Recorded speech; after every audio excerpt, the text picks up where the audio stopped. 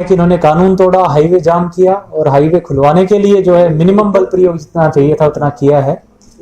तो इस प्रकार से इनकी कोई भी जो मांग है वो जस्टिफाइड नहीं है और इसीलिए हमने जब इनसे कन्वे किया तो इन्होंने अंत में इनका फैसला आया कि ये अपनी महापंचायत करेंगे। इस सिलसिले में मैं किसानों से जितने भी लोग यहाँ इकट्ठे होंगे उनसे आग्रह करूंगा, एक तो शांति व्यवस्था जरूर बना के रखें, जितनी भी गैदरिंग हो। इनकी जो कॉल है, इनका जो मांग है कि ये हाईवे जाम करेंगे या सेक्रेटरीट का घेराव करेंगे, वो प्रशासन किसी भी कीमत पे बर्दाश्त नहीं करेगा, क्योंकि हाईवे बड़ा क्रिटिकल है। जो लोग मूव करते हैं उनके मूवमेंट को किसी भी तरीके से रिस्ट्रिक्ट नहीं किया जा सकता। इसी प्रकार सेक्रेटरीट में भी जो है जरूरतमंद लोग आते हैं, तो कानूनी तौर पे बिल्कुल गलत है कि अगर इसका कोई घेराव करे। प्रशासन की पूरी तैयारियां हैं, हम किसी भी कीमत पे दोनों चीजें नहीं होने देंगे और इसके लिए चाहे जो हमें कार्रवाई करनी पड़ेगी, जो एक्शन लेना पड़ेगा वो लेंगे। लेकिन फिर भी किसान नेताओं से हमारी बात हुई है, मैं आगे उनसे आगे भी अपील करूंगा कि बातचीत, क्योंकि जो कोई भी इनकी समस्या उसका हल बातचीत से ही निकलना है, तो प्रशासन हमेशा बातचीत के लिए तैयार है। इनकी जो भी मांगे हैं, जायज मांगे हैं, वो हमारे सामने रखें। मुझे नहीं लगता इसमें कोई दिक्कत है। जो भी चीज़ जायज़ है, लीगल है, हमने इनको बताया है कि वो हम इनके लिए करने को तैयार हैं। लेकिन कोई गलत या इलीगल डिमांड करके और फिर उसके बाद अगर कोई फर्दर हाईवे जाम करने की बात करे या सेक्रेटरीट को घेराव की करने की बात करे, तो वो हम किसी भी कीमत पे नहीं होने देंगे। साथ में जो ट्रैवल एडवाइजरी, क्योंकि एक चांस है हाईवे को उसकी व्यवस्था बहाल करने के लिए फोर्स भी डिप्लॉयड रहेगी हाईवे पे, तो एक हमने ट्रैवल एडवाइजरी जारी की है। मैं लोगों से अपील करना चाहूंगा कि कल के दिन अगर जरूरी ना हो, गैर जरूरी कार्य के लिए जो नेशनल हाईवे 44 है उसमें विशेष रूप से करनाल की सीमा में ट्रैवल करने से बचें। और अगर फिर भी किसी को जरूरत पड़ती है ट्रैवल करने के लिए, तो हमने एडवाइजरी में विस्तृत रूप से आज, जो कि लगभग सभी प्रिंट मीडिया के न्यूज़पेपर्स में भी छपा है, कल सोशल मीडिया पे भी हमने जारी किया था, तो हमने ऑल्टरनेटिव रूट्स प्लान करके बताए हैं। उन ऑल्टरनेटिव रूट्स को लें ताकि हाईवे पे इन केस आवाजाही किसी वजह से बाधित होती है तो लोगों को दिक्कतें ना आए।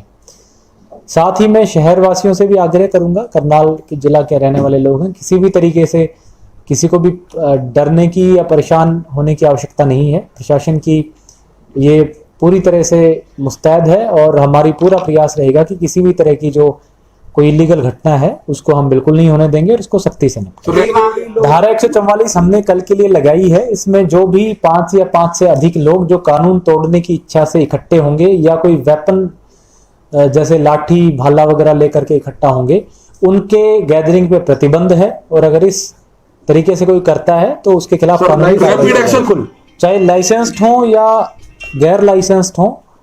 अगर 5 या 5 से ज्यादा लोग इकट्ठे होते हैं तो उनको उसको कल के लिए प्रतिबंधित है।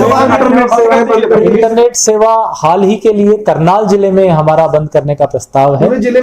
पूरे जिले में, क्योंकि कई बार हमने देखा है कि जो असामाजिक तत्व हैं वो रूमर्स फैलाते हैं। रूमर्स के जरिए जो है कई बार लोगों की भावनाएं आहत होती हैं या उनको जो है अननेसेसरी मोबिलाइज करने की कोशिश की जाती है, तो वो चीज ना हो इस सिलसिले में हमने मैसेज आ चुके हैं 12:30 से बंद होगी, आज रात से ही बंद होगी। मैसेज आने शुरू हो चुके हैं कि 12:30 से कल 24 घंटे के लिए बंद रहेंगे। जी, पैरामिलिट्री फोर्स बोला है सर? बिल्कुल, जो प्रशासन की पूरी तैयारी है, जिसमें हमारी पुलिस है, बाहर जिलों की भी पुलिस है, पैरामिलिट्री फोर्स भी है, राइट कंट्रोल फोर्स वगैरह, जो भी हमारी तैयारी के लिए जितनी हमें पुलिस बल की आवश्यकता है वो संपूर्ण। सर, जिला सचिवालय के आसपास बैंक हैं, प्राइवेट ऑफिस हैं, उनके लिए क्या निर्देश है? क्योंकि सभी लोगों के फोन आ रहे हैं कि प्राइवेट ऑफिस सभी एससीओ से बंद रखें, शोरूम बंद रखें। देखिए, किसी को भी परेशान होने की आवश्यकता नहीं है। जैसे मैंने कहा, नेशनल हाईवे भी चालू रखा जाएगा और सेक्रेटरीट की का जो कार्य है वो भी चालू रखा जाएगा। किसी को भी हम कानून अपने हाथ में लेने की इजाजत नहीं देंगे। अगर कोई कोशिश करता है तो उसको सख्ती से नहीं। न्यायालय से भी एक आदेश आया है जिसमें यह कहा गया है कि अगर प्रोटेस्टर्स को धरना साइट की कोई आवश्यकता है तो वो अपनी रिक्वेस्ट कर सकते हैं और प्रशासन उनको पीसफुल धरने के लिए जगह दे सकता है।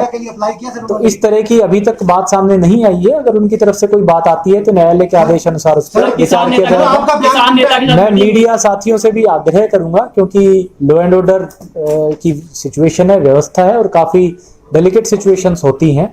ऐसे में जिम्मेदारी पूर्वक रिपोर्टिंग मीडिया के तरफ से हो, चाहे वो प्रिंट मीडिया हो, इलेक्ट्रॉनिक मीडिया हो, सोशल मीडिया हो, क्योंकि ये जो मामले इतने डेलिकेट होते हैं कि एक भी फॉल्स न्यूज या रूमर्स जो है वो सारी सिचुएशन को खराब कर सकते हैं। इसलिए मीडिया के आज करनाल के सभी रेस्पॉन्सिबल साथी यहाँ पे आए हुए हैं। मेरा आप सबसे आग्रह रहेगा कि कोई भी रूमर्स ना चलाएं, और लाइव कवरेज के चक्कर में कई बार हम जो है इस तरह की इंफॉर्मेशन लोगों में देते हैं जिससे लोगों की भावनाएं आहत हो सकती हैं।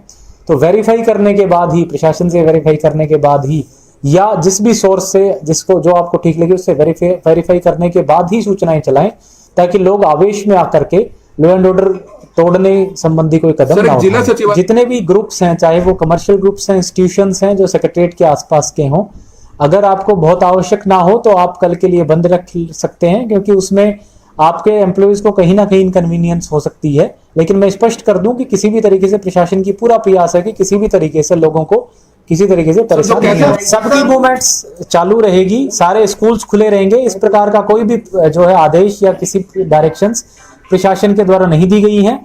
अगर समय रहते आगे कुछ इस तरह की डायरेक्शंस आती हैं तो हम जो हमारा पब्लिक रिलेशंस डिपार्टमेंट है उसके थ्रू समुचित रूप से प्रेस नोट सभी मीडिया के साथियों को दिलवाएंगे, और प्रशासन के जो सोशल मीडिया साइट्स और जो ट्विटर और फेसबुक अकाउंट्स है वहां पे किसानों की मांगों में से कोई भी कानून तोड़ेगा तो उस पे उसको कानून को सख्त तोड़ने वाले को सख्ती से नोटिस। डाइवर्ट किए गए जो इमरजेंसी व्हीकल है, एम्बुलेंस है, उनको जो इमरजेंसी व्हीकल्स हैं वो अगर सीधे रास्ते से आना चाहते हैं बिल्कुल आए। जैसा हमने कहा, हम हाईवे की कार्रवाई किसी भी कीमत पे नहीं रोकने देंगे।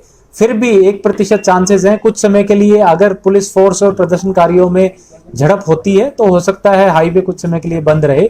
इसलिए एडवाइजरी के तौर पे हमने रूट डाइवर्जेंस की ड्यूटीज लगाई। की कोई बात नहीं है। अगर किसान संगठनों की तरफ से जो भी मांगे आती है, जैसे मैंने कहा, जब भी मांगे आएंगी उन पे बैठ कर बातचीत किया जाएगा, और अगर बातचीत से जो हल निकलेगा वो हम निकालेंगे। तो ऐसे लोगों को क्या डिटेल क्यों नहीं किया? जैसे भी आवश्यकता पड़ेगी कानून व्यवस्था को बहाल रखने के लिए व्यवस्था की जाएगी। आपकी बयान कंट्राडिक्टरी, आप कह रहे हैं कि धारा 144 लगा दी गई है और उसके बावजूद आप कह रहे हैं कि अगर वो शांति से महापंचायत करना चाहते हैं तो करें। जब धारा 144 लगा जो भी लोग कानून व्यवस्था तोड़ने के लिए, अगर आप धारा 144 का आदेश ठीक से पढ़ेंगे तो उसमें लिखा है कि 5 या 5 से ज्यादा लोग अगर कानून तोड़ने की दृष्टि से इकट्ठे होते हैं तो